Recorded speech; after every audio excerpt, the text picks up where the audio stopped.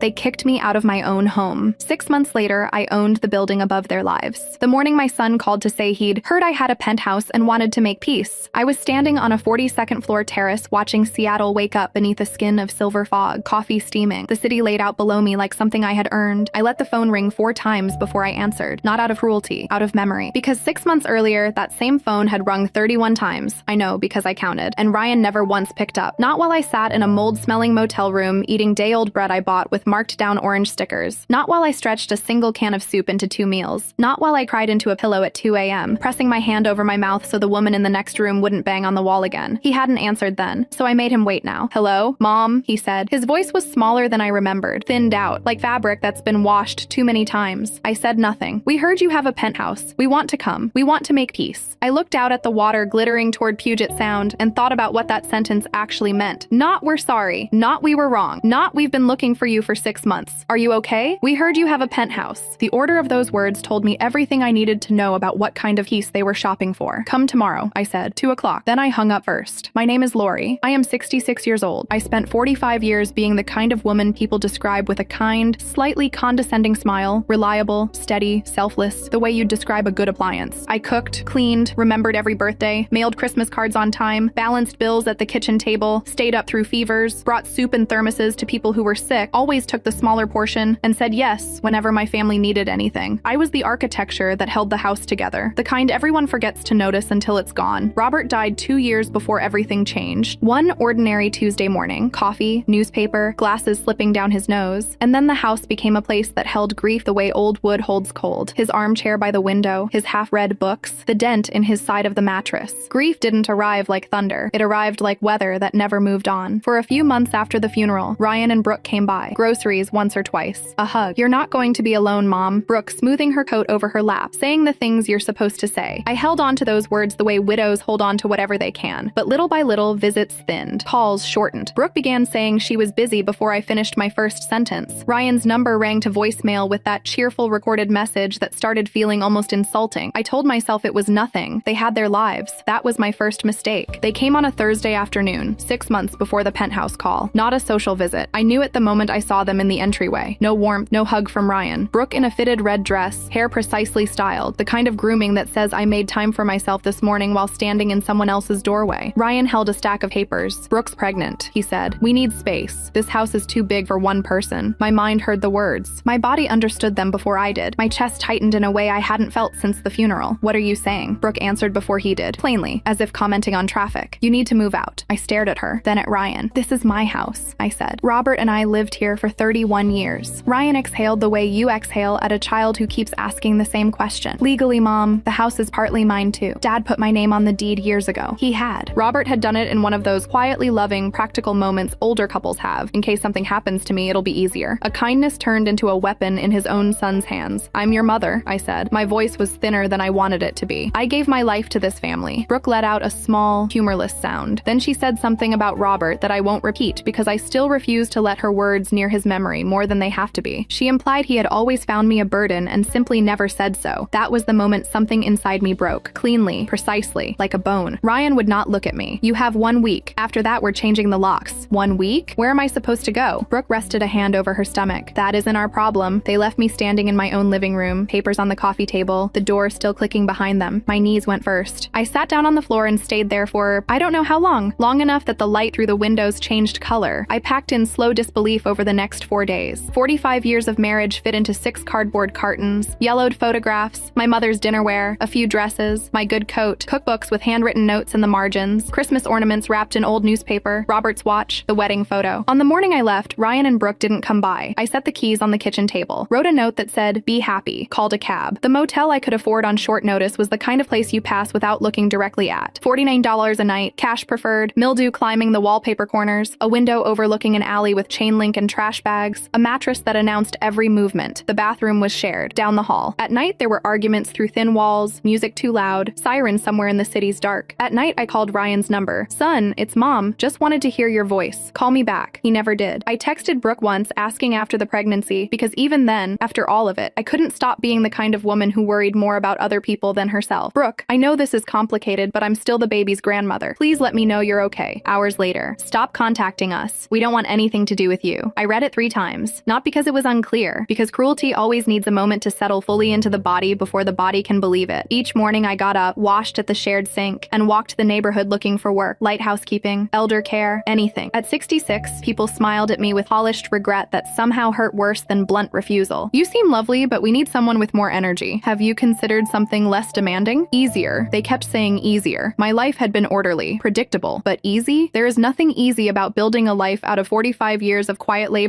and then watching it be dismissed like a post-it note. I bought the cheapest food I could find. Day-old bread, tuna, bruised fruit, soup from cans. Some days I stretched to one meal. Some days I pretended tea counted. After 2 months, my clothes hung off me. My face in the mirror looked sharp and tired. Even my hands looked different. Older somehow, as if humiliation ages a person faster than time. The nights were worst. The city never fully slept, but in that room I had never felt so alone. I missed the silence of my old house. I missed the weight of Robert asleep beside me. I cried some nights quietly into the pillow, hoping no one would hear. Once the woman next door banged on the wall and told me to keep it down. I pressed my hand over my mouth and lay in the dark, feeling smaller than I had thought a person could feel. I had already made one decision by then, no more begging, but I hadn't yet made the bigger one. That came on a Tuesday afternoon in early October. I was sorting through one of the 6 cardboard cartons in the motel room when my hand found something at the bottom, beneath the cookbooks. A bundle of letters wrapped in old newspaper. I almost dismissed them. Then I saw the handwriting, Robert's. The familiar, slightly tilted slant of it. My hand started shaking before I even opened the first envelope. My beloved Lori, if you're reading this, it means I'm no longer there to tell you what I should have told you long ago. There are things I kept quiet because I wanted to protect your peace. But if the day ever comes when you need the truth, you need all of it. I had to set the page down. Robert went on to explain that before we married, working in real estate, he had made risky investments, parcels of land on the outskirts of Seattle, back when those areas were gravel roads and optimism. He had always meant to tell me. Life became full. The investments faded into the background of every ordinary day. The paperwork is in a safe deposit box at First Puget Bank, box 1247. The key is taped behind our wedding photo. I dropped the letter and went straight for the frame. My fingers moved over the back of it, found old tape, peeled it away. A small metal key cold against my palm. I kept reading. Robert had left multiple letters, parcel numbers, locations, old blueprints, notes about zoning, snapshots from the 1970s showing empty stretches of land beneath pale sky, 12 parcels in all. One letter said, "I didn't tell you because I knew you were happy with our simple life." Another, "If the day comes when someone underestimates you, remember that strength doesn't always make noise." And one that undid me completely. "The husband who has always admired you knows you are stronger than you think." I cried harder over those letters than I had at the funeral, because Robert was there again. In a way grief hadn't allowed him to be, protecting me from farther away than I had believed protection could reach. The next morning, First Puget Bank, a young teller, box 1247. In a small private room, they opened it for me. Inside, deeds, maps, legal documents, appraisal records, and one more sealed envelope. For my warrior, when you finally discover who you are. I opened the appraisal first. Updated 6 months before Robert died. Total value for all 12 parcels, $12,400,000. I sat down hard in the plastic chair, the room tilted. I had been sleeping in a mold-smelling motel, eating out of cans, being told I was too old and too exhausted for anyone to want to hire, while a fortune waited quietly behind a bank wall. The money mattered. Of course it did. I would be lying if I said otherwise. But what I felt most was not wealth. It was freedom. Freedom to decide where I lived. Freedom to eat without counting coins. Freedom to stop asking for mercy from people who had none to give. Freedom, for the first time in decades, to move through the world on my own terms. I did not rush. I hired an attorney named James Alonzo, JD, calm, sharp, not easily surprised. He had spent 22 years specializing in trust and estate law in King County. I told him I wanted a portion of the assets sold quietly, with no public connection to my name. "Do you want to use a corporate entity?" he asked. Yes, and I want it impossible to connect to me casually. We formed Future Harbor LLC. Through it, I sold 4 of the 12 parcels over the following 8 weeks. The sales cleared $600,000. I kept the remaining 8 as long-term investments. Then I hired Marcus Trent, a private investigator with 17 years of fieldwork, mostly domestic and financial. His first full report arrived 12 days later. Ryan had taken out a mortgage on the house, already behind on payments. His salary barely covered the note, utilities, and Brooke's growing medical expenses. Brooke had quit her job. Their finances were stretched thin beneath an appearance of stability. The new silver sedan was leased. The baby shopping was expensive, and they were fighting. Marcus noted raised voices, repeated arguments about bills. Neighbors had remarked on the tension. Greed had led them to push me aside. Now greed had them by the throat. I watched for weeks without revealing a single thing. One afternoon, I sat in a cafe across from my old street and watched them argue in the yard through the glass. Brooke gesturing sharply, Ryan gripping the back of his neck with both hands. I could not hear the words, but bodies are often more honest than voices. Then one night I opened my laptop and searched for property. Not just any property, a symbol. I found it after 3 hours. A penthouse in Summit Tower, one of the most sought-after residential buildings in Seattle. tall, 42nd floor. 4 bedrooms, 3 bathrooms, floor-to-ceiling glass, a terrace with panoramic views of the city and water, Italian marble, listed at $1.8 million.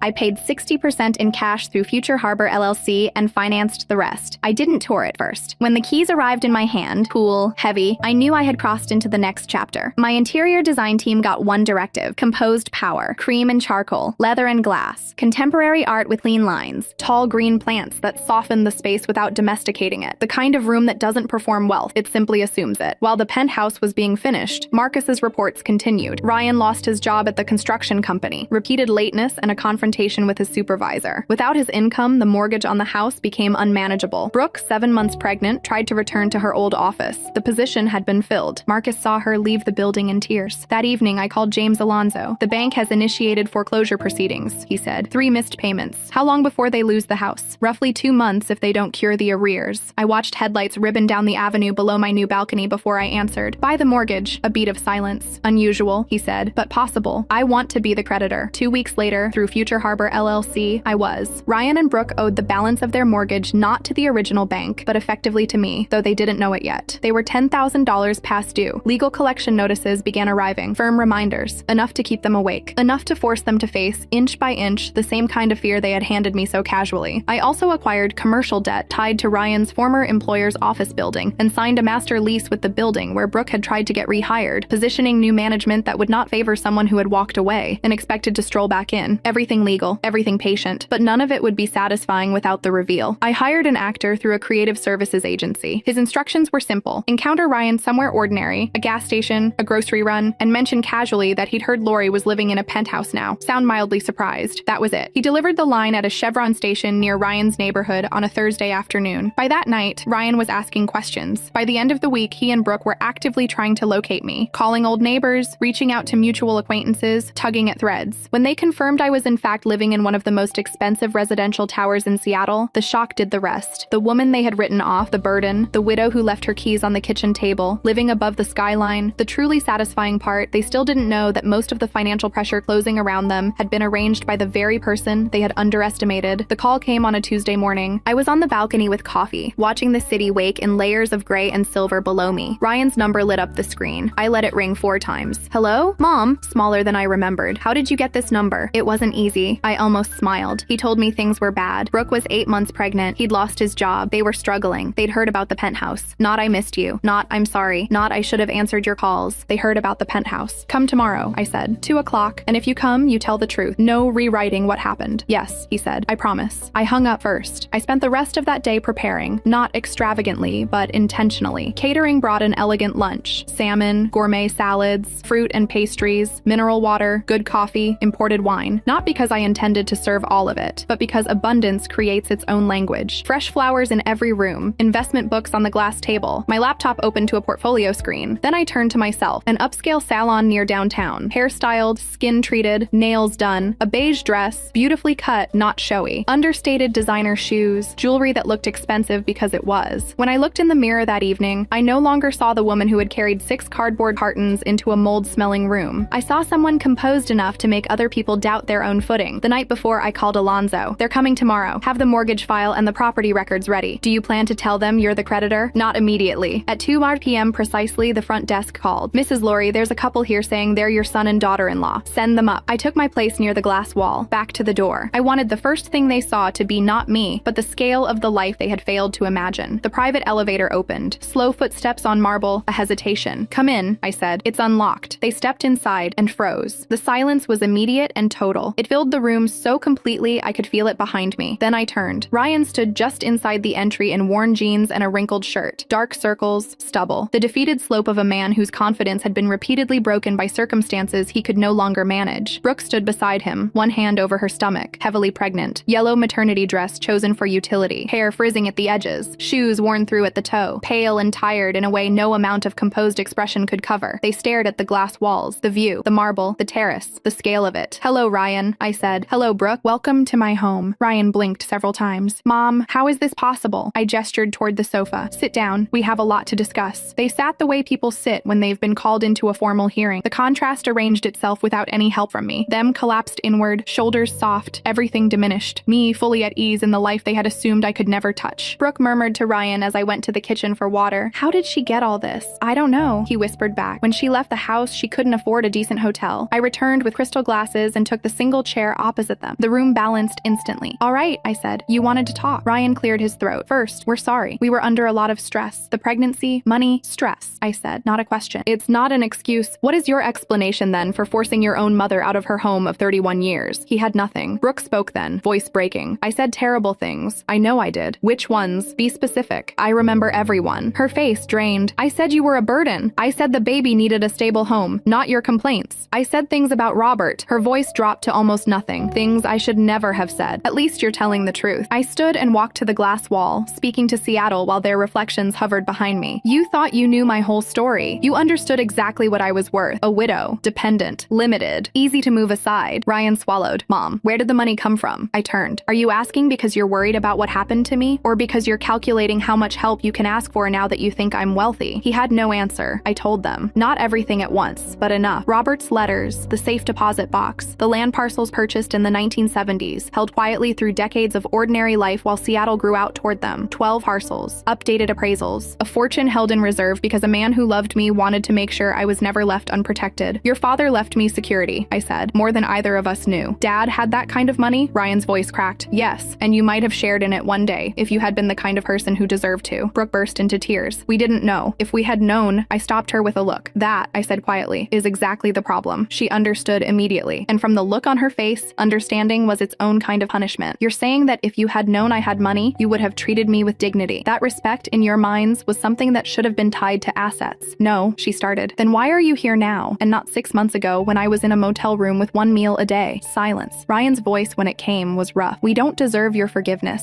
I know that, but we are desperate. Brooke can't be hired now. I've been out of work 2 months. Every door feels shut. In 2 weeks, the bank will take the house that was mine, I said. He nodded. Yes, I moved my chair closer. Let me be very clear about what we are right now. We are not a normal family. You ended that possibility the day you decided my value depended on what I could still provide. At this moment, you need something from me, and I have the power to give it or withhold it. That is the truth. What do you want from us? Ryan asked. Wrong question. The real question is, what are you willing to do to earn help from someone you treated as disposable? I gave them their terms. The following morning, they were to go door to door on our old block and apologize. Publicly, plainly, not performing humility, actually doing it. Telling the truth about what they had done. And they were each to write me a handwritten letter. No shortcuts. What they had learned in their own hands. If we do that, will you help? Ryan asked. I haven't decided. Brooke shifted, wincing. Are you all right? I asked before I could stop myself. She nodded. The baby kicks hard when I'm stressed. And something in me shifted. Not toward them exactly, but toward the small, innocent life that was going to arrive in the middle of all this damage. Whatever happens between us, I said. When it is time for that child to be born, I will not punish an innocent baby for the failures of the adults involved. Ryan covered his eyes. How did we end up here? Because you chose advantage over love, I said. Because you believed you could act without consequence. The report started arriving the next morning at 8:47 a.m. The first call came from my old neighbor, Mrs. Benita Chen, who had seen more over her hydrangea bushes in 20 years than most detectives see in a career. Lori, she said, barely containing herself, your son and that wife of his came here this morning. He admitted what they did. She was crying. I told them I always knew you deserved better. Similar reports all through the day. Every house on the block. Ryan and Brooke going door to door, speaking plainly, making no attempt to soften the truth. Whatever story they had once told, or allowed to be assumed, replaced by the real one. By noon, the whole block knew. They returned that afternoon. I wore a gray pantsuit. No warmth in it, but no cruelty either. This was not reconciliation in any soft, comfortable sense. It was reckoning, the formal beginning of whatever came next. Ryan's letter was short and plain. He had looked hard at the man he had become and felt ashamed. He admitted he had forced me out because he believed he could. He admitted he had evaluated me in terms of usefulness, not dignity. He wrote that he wanted to become a better father than he had been a son. Brooke's was longer. She wrote that she had used words like weapons because fear and selfishness had made her cruel. She wrote that after her own life began to fall apart, she had finally understood what it felt like to be frightened and dependent and uncertain of who would show kindness. She wrote that I had experienced all of that without deserving any of it. She asked for nothing directly, but ended by saying she hoped one day to be worthy of letting her child know me. I set both letters down. All right, I said. You will hear my terms. I opened the file. First, the $10,000 in past due mortgage payments will be cleared. I watched their faces. Through Future Harbor LLC, the entity that currently holds your mortgage. The color left Ryan's face. That was, yes, I said. That was me. A long silence. Second, the house will be placed in trust for my grandchild. You may live there while raising the child. The property's future belongs to the next generation. Third, Ryan, you begin work Monday at Meridian Construction. Listen, starting salary, $5,000 per month. He blinked. That's more than I was making before. I arranged a real opportunity. One serious lapse in discipline, one display of the arrogance that brought us here, and that position disappears. Do you understand? Yes. Fourth, Brooke, your prenatal care from here forward is covered. Top clinic. No compromises. Tears, this time from relief. Fifth, when the baby is born, I will be there if you want me there. And after that, I will have regular access to my grandchild. Not as a favor granted when convenient, as a recognized right. Both nodded immediately. Sixth, major decisions affecting this household are not made in secrecy or panic going forward. We discuss them. I am done being excluded while being expected to absorb the consequences later. Brooke started to say something about that feeling controlling. I waited. Ryan touched her arm gently. She fell quiet. Seventh, once a month for 5 years, you come to dinner with me. Not to perform happiness, not to pretend nothing happened, to keep communication open, to build, if possible, something new. I closed the file. These terms are not negotiable. Refuse them and the legal pressure resumes. The house is lost. The opportunities disappear. Accept them and we begin again. Not where we left off, because that place no longer exists, but somewhere truer. We accept, Ryan said immediately. We spent the next hour reviewing documents, setting dates, recording obligations. When it was done, they sat back looking dazed, not because they had been rescued, but because they had finally understood the cost of being restored to even partial trust. As Brooke gathered the signed papers, she paused. Will there ever be a time when you really forgive us? Or will this always just be an arrangement? The question caught me off guard. I had planned leverage, terms, consequences, conditions. I had not planned the shape of forgiveness, because forgiveness is not something you can draft like a contract. I don't know yet, I said honestly. Forgiveness isn't something I can schedule for a date on a calendar. It grows, if it grows at all, from repeated truth, repeated effort, repeated change. I looked from one to the other. What we had before is gone. It died the day you forced me out, but something else might still be built, if you mean what you've said, and if your actions stay in step with your words. For the first time, I smiled without bitterness. Ask me again in 5 years. 3 months later, I was in a hospital room that smelled of antiseptic and warm linen. Rain moved softly against the windows in that familiar Seattle way. Brooke looked exhausted and younger than I had ever seen her, stripped of performance by pain and tenderness and relief. Ryan stood beside her with the humbled expression of a man who had finally understood how fragile and costly a family really is. When they placed that baby in my arms, small, warm, astonishingly real, everything in me shifted. Not because the pain vanished, not because all was suddenly forgiven, but because in that small, warm weight, I felt the possibility of beginning again without pretending the damage hadn't happened. I had not chosen boundaries instead of love. I had chosen boundaries so that love, one day, might have somewhere solid to stand. Robert had known that too. He had built his protection quietly, without noise, without drama, without a single word about strength or survival or what I was worth. He had just made sure I would never be without. I pressed my forehead gently to the baby's. Seattle moved and breathed 42 floors below my life, and I let the rest of it, the motel, the hunger, the cruelty, the orange stickers on the bread, the woman banging on the wall, recede into the distance where the past belongs. Not forgotten, never forgotten, but finished.